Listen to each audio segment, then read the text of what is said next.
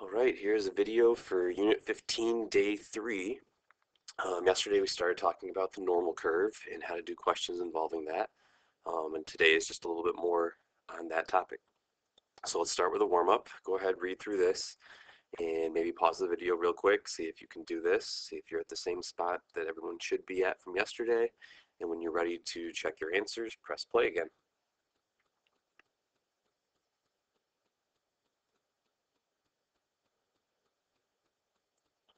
Okay, hopefully you've tried this one.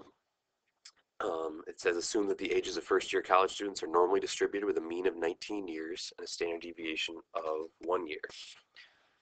The nearest integer, we want to find the percentage of first-year college students who are between the ages of 18 and 20 years inclusive. Okay, so remember the first thing I always told you to do is draw a graph. So there's a graph. We always put the mean in the center, so that'd be 19. It's x bar. We want between 18 and 20. So there's 18, there's 20, and we are looking for everything in the middle.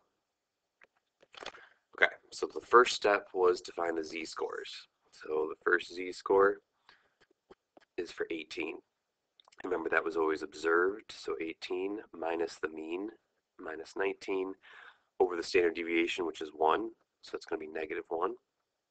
And then the second z-score, observed score, is 20, minus the mean of 19, over the standard deviation of 1, so that's +1. So we're looking for the calculator, normal CDF. The lower value is -1, the higher value is 1, mean is 0, and standard deviation is 1. Okay, so I have an old calculator here, but the steps are basically the same. If I go second bar is for distribution, I want normal CDF. You know most of you have the newer calculators that will list out lower, upper, mu, sigma. I just have to do it in order, -1, comma 1, comma 0, comma 1, and I end up with 0.6826.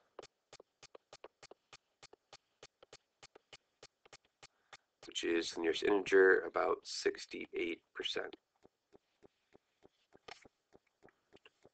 And then part B, the nearest integer, find the percentage of first-year college students who are 20 years or older. Okay, so here's my picture again, 19, 20, I want 20 years or older, so I'm looking for over here. So I've already got the z-score I need. This time I'm going to do normal CDF. Oops, sorry, hang on a second.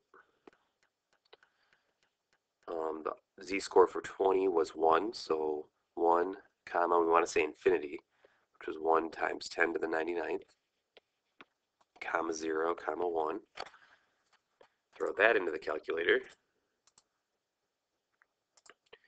1, comma 1 times 10 to the 99th, comma 0, comma 1, and that gets us to 0.1586. And it's still a nearest integer, so that's about 16%. Okay, so that's what we were doing yesterday. And there's your random fact. Blueberry Jelly Bellies were created especially for Ronald Reagan. Okay, now if you switch over to the notes, hopefully you have a copy of the notes. If not, you can print off a blank from my website. There's that normal curve from yesterday. I might be using that in a minute, but this is what the note sheet should look like. So today is just more practice with a normal curve. And I think after today, it'll be even easier to use. So how do you know to use the normal curve? The first thing we do is we look for the phrase normally distributed or something like that. So look for the phrase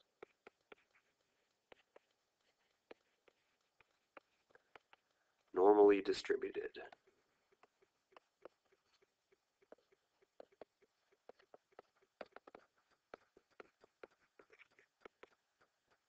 Or something similar.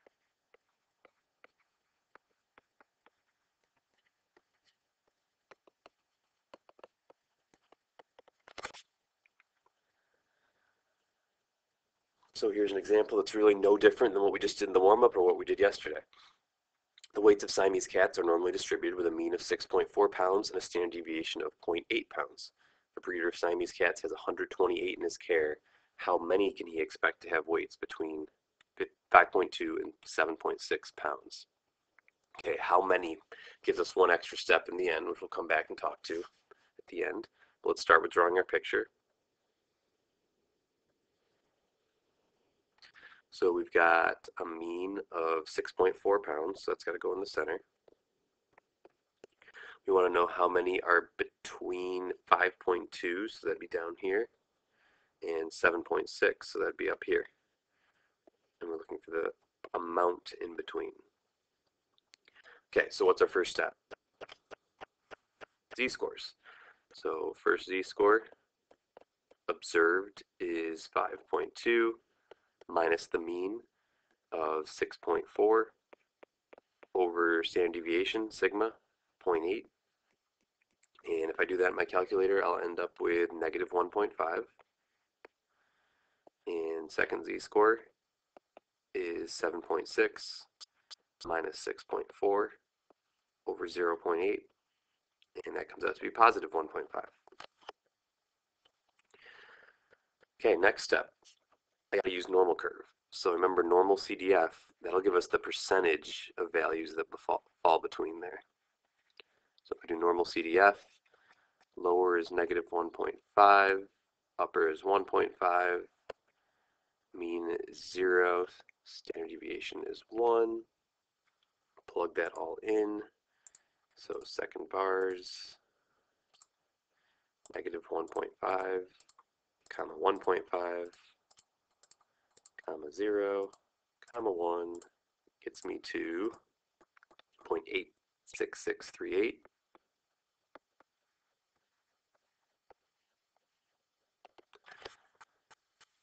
So that's saying about 87% of his cats. 87% of his, how many does he have? 128 cats. So you just got to look at what the question asks for. This says how many. So remember, that's a percentage. So if I want to find how many that is, take your 128 cats, multiply it by that value, 0.866, don't round it.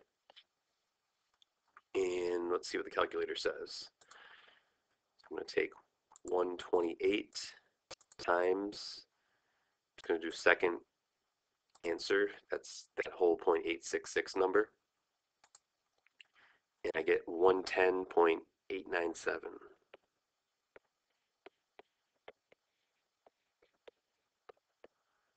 So if I'm talking about how many cats that is about 111 cats. Which is a lot of cats. Okay? All right, not too different from yesterday yet. Number 2, scores on a standardized test are normally distributed with a mean of 560 and a standard deviation of 75 when I answer the questions that follow. Part A, find the probability that a test picked at random would have a score larger than 710, round to the nearest tenth of a percent. So our first step is to draw our picture. We've got a mean of 560. And we want larger than 710. Did I say 510 before? And 710. So I'm looking over here. And we know to use the Z-score,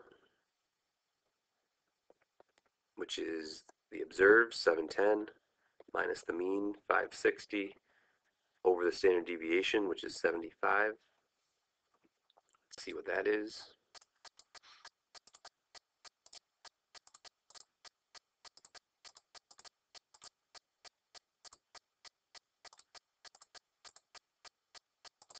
Two. Okay, so now just normally I know you go to your calculator, and that's what we're going to do in a second here, but I just want to keep in perspective what this all means. We could use the graph that I showed you yesterday. So I just changed using the Z-scores. I normalized it so the mean is 0. the z-score is +2 we're looking at. So we're looking at the percentage above +2. And remember, what this normal CDF is really doing is it's adding the percents that are in that range. So if I go over here real quick, above 2 are these values, 1.7, 0.5, and 0.1. So when the calculator calculates 2 to infinity, it's adding those ranges. So if I go back over, I'm adding 1.7 plus 0.5 plus 0.1. And that comes out to be 2.3, and that's in a percent. So it's 2.3% of the scores. And before we had graphing calculators, that's what you had to do if you're evaluating z-scores. So now we know that it's kind of a pain to have to look up that graph. So, or we could just use calc, which is what I've kind of been telling you we're always going to be doing, because you won't get that chart on the regions or anything. So in this case, we would do normal CDF. The lower is 2. The upper is 1 times 10 to the 99th, comma 0, comma 1. And let's see what that tells us. 2, 1 times 10 to the 99th, comma 0, comma 1, 0.02275.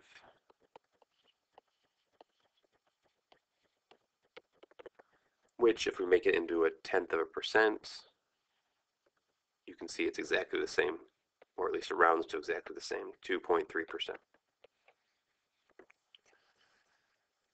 Okay. Next up says determine the percentile of a test score of 447.5. Do you remember what percentile means?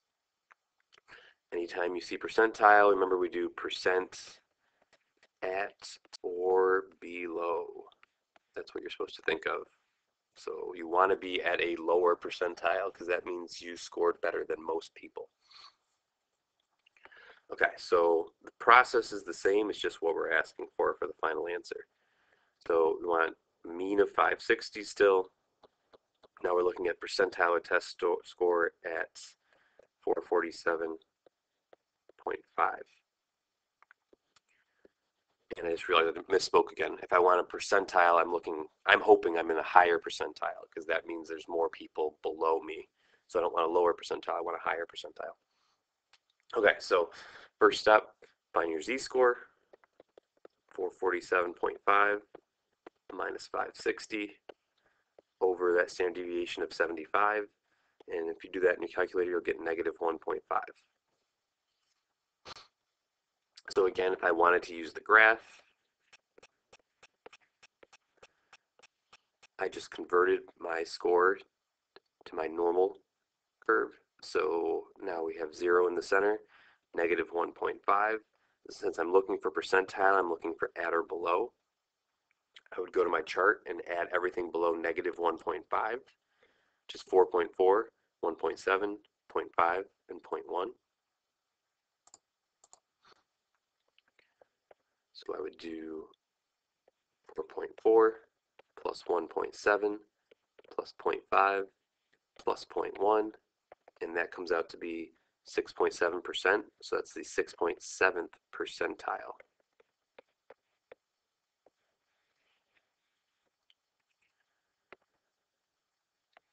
And then just like before, we could have also done this on the calculator, which is what I would recommend doing. We would have done normal CDF. It's negative infinity this time, so negative 1 times 10 to the 99th, comma negative 1.5, comma 0, comma 1. And that gives me negative 1 times 10 to the 99th, comma negative 1.5, comma 0, comma 1, and I get 0.0668. If I'm looking at a percentile, we want that as a percent, move the decimal place, That is the 6.7th percentile.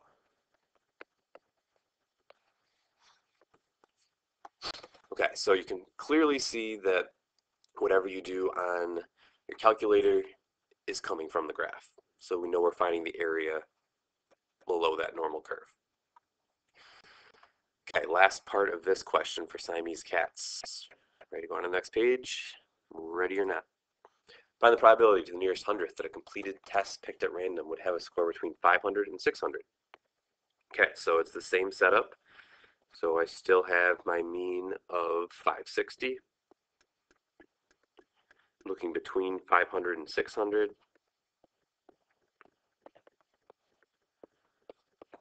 So this time I gotta find two z-scores. So the first one, 500 minus 560 over that standard deviation of 75 still gives me negative 0.8. And my second z-score is 600 minus 560 over 75.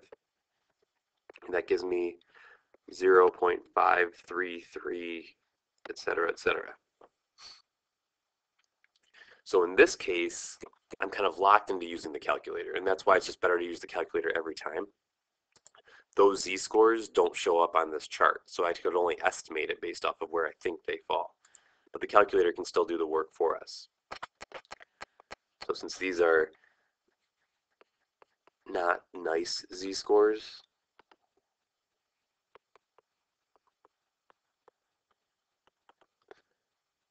we must use calc.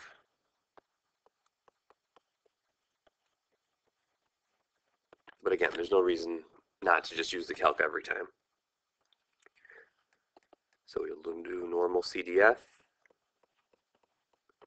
Lower is negative 0.8, upper is 0.0533, comma 0, comma 1.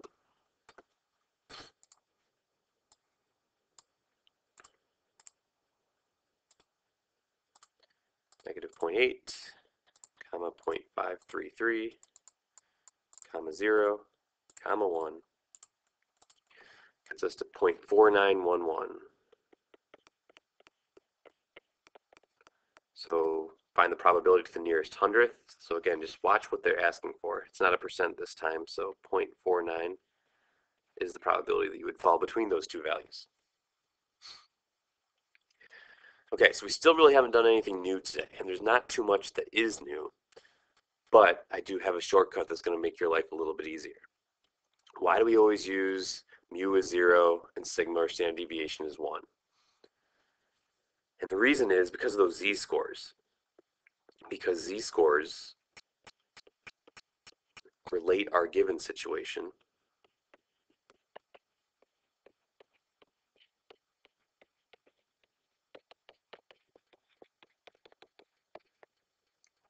to the parent normal curve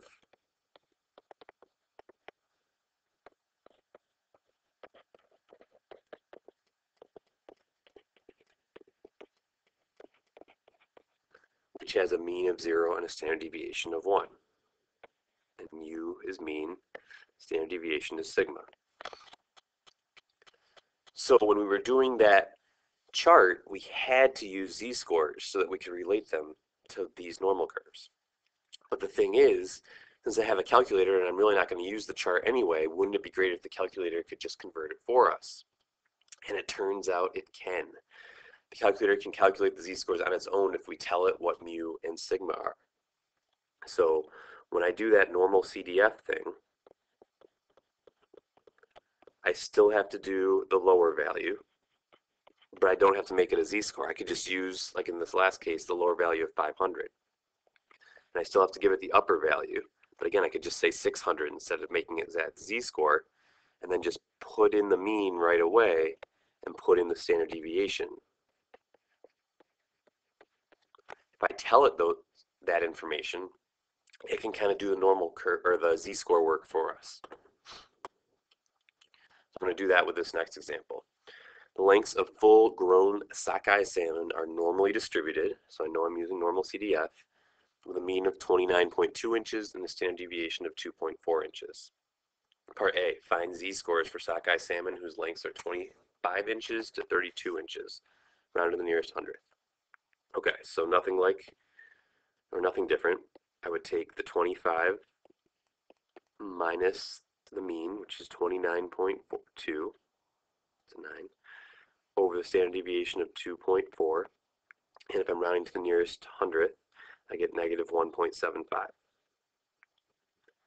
And for my other z-score, I take the mean of 32 minus 29.2 all over 2.4.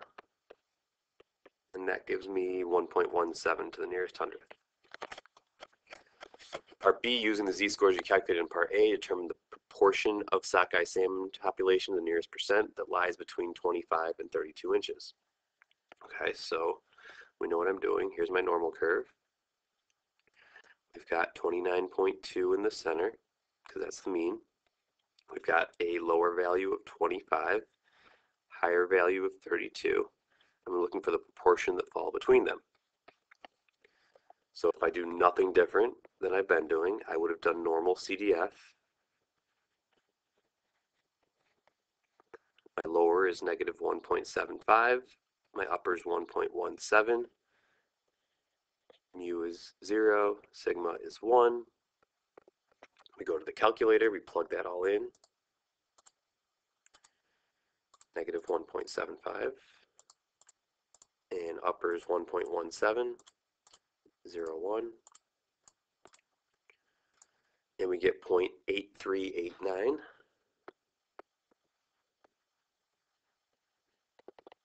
And it said to the nearest hundred, it didn't say, but we're going to say to the nearest hundredth, the proportion is about 80.84. Should be 84%. But now it says, now instead of using the z-scores to determine the proportion of sockeye salmon that lies between 25 and 32 inches, specify mu and sigma in the calculation. So this is the new thing, and this is the only new thing today, really. Rather than take all that time doing the z-score, I can do normal CDF.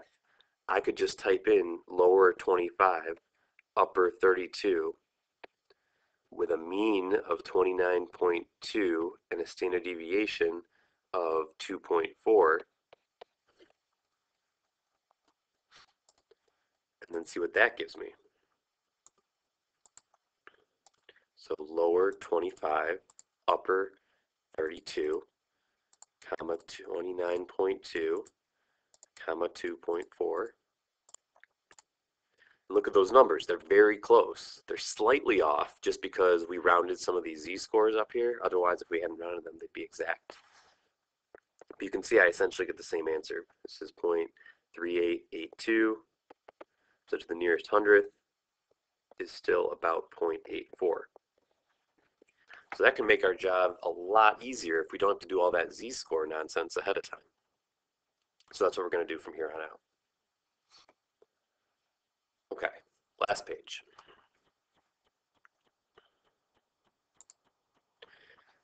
Example 4, given that the volume of a can of pop in a 12-ounce bottle from a factory varies normally, so varies normally, basically saying normally distributed, with a mean of 12.2 ounces and a standard deviation of 0.6 ounces, determine the probability that bottle chosen at random would have a volume of, so round to the nearest 10,000th, so remember that's 4 decimal places, greater than 13 ounces for part A. So I still want a picture.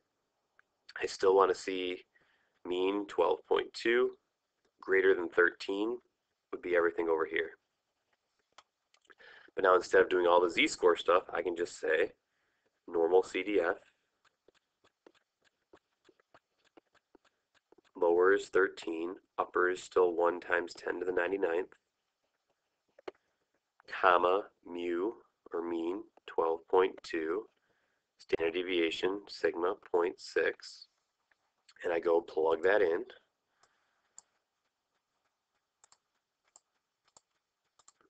So 13 to infinity.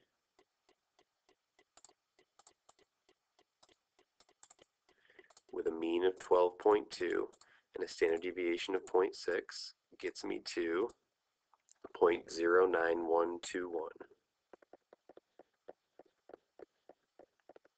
So the nearest 10,000th, it's 0.0912, because again, 10,000th is 4 decimal places. Second one, I want less than 11 ounces. So graph still has 12.2 in the center, 11's down here, and I want that. So I would do normal CDF, and I still need to see this written out. This is your work.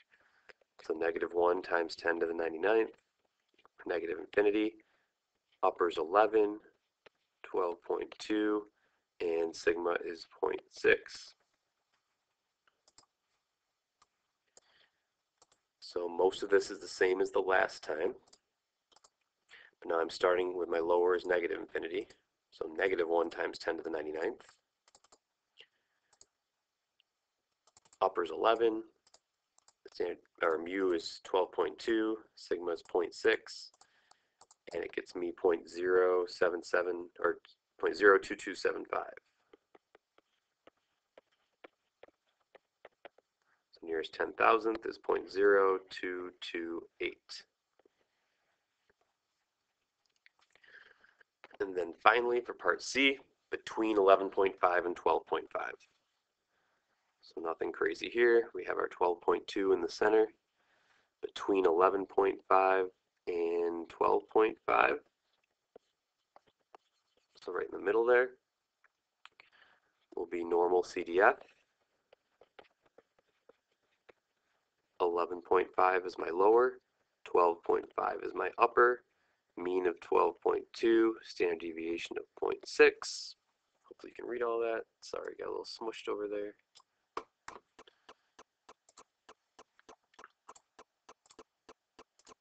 Lower is 11.5. Oops.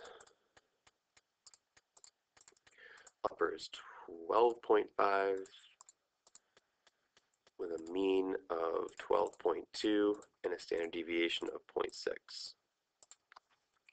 Get me 0.56978.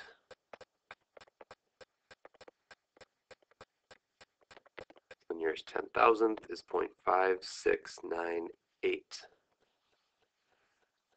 So see, these questions go a lot quicker if I don't have to do that z-score stuff. So it's lucky that a calculator can do all this for us. All right, any questions, calculator problems, issues? I'm sure not. Okay, here's the last one. The average rent for a one-bedroom apartment in the winter of 2015 in New York City was $2,801 per month with a standard deviation of $290. If rents are normally distributed, there's that word or phrase again, what percent of the apartments will be less than $2,500 per month, rounded to the nearest percent? So first step is the picture. We've got the average was 2,801. And standard deviation is 920. Less than 2,500. 2,500 will be over here. So less than it is down there. And all I have to do is normal CDF. -1 times 10 to the 99th,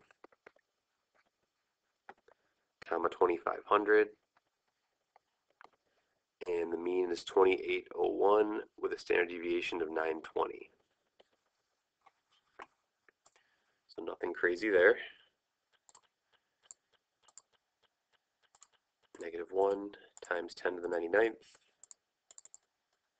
comma 2,500, comma 2,801 for my mean, and a standard deviation of 920. Gets me 0.37176. And rounding the answer to the nearest percent is going to be about 37%. So only 37% of apartments in New York City in that year would have $2,500 or less per month. Part B, if rents are normally distributed, how realistic is it to believe that you would be able to rent a one-bedroom in New York City for less than $1,500 per month? Justify your answer. So we're basically trying to see what percentage chance do I have to find a rent that low. And if it's a low percentage, which I'm assuming it's going to be, it's definitely going to be less than 37%, then it's probably unlikely. So let's see. Normal CDF. negative 1 times 10 to the 99th, comma 1500, mean of 2801, standard deviation of 920. Let's see what kind of a probability this is.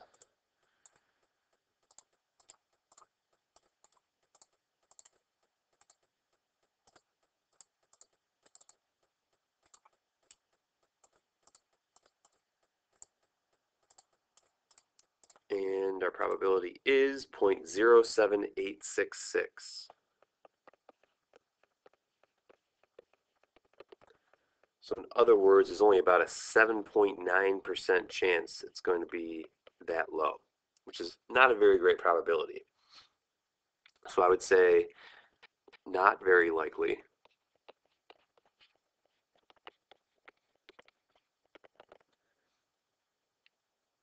It's possible. So 7.9% doesn't mean it's never going to happen, but only a 7.9% chance. So you might not be getting the greatest looking apartment, but it's possible you might be able to find one out there. But it's not very likely. And the final question, a one bedroom on the Upper East Side with a doorman and views of Central Park, this is where you want to live, was listed at $5,000 per month. How rare is this? Assume the rents are normally distributed. So $5,000 per month. When it asks how rare it is, it's basically not saying how rare is it to find something $5,000 or less. It's saying how rare is it to get something that's that high. So here's my 2801. Now I'm looking for how rare is it to have an apartment that expensive. So it's kind of just the reverse to the last one. Normal CDF. My lower is 5,000 now. My upper is 1 times 10 to the 99th.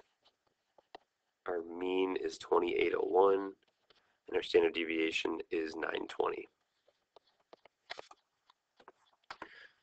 So I want to know how rare it is to get an apartment that's that expensive. So 5,000, positive infinity, 1 times 10 to the 99th, with a mean of 2801 and a standard deviation of 920. Is 0.008419. So that's really pretty rare. That's only about a 0.8% chance it's that high. So that would be very rare. That 7.9% is still in the realm of possibility, but 0.8%, less than 1%, pretty unlikely. Okay, so that's all for today. Like I said, really nothing all that new. Just a little bit easier to use normal CDF now that you don't have to always rely on z-scores. So hopefully you have the homework. If not, print it off my website, give it a shot, and I will see you tomorrow.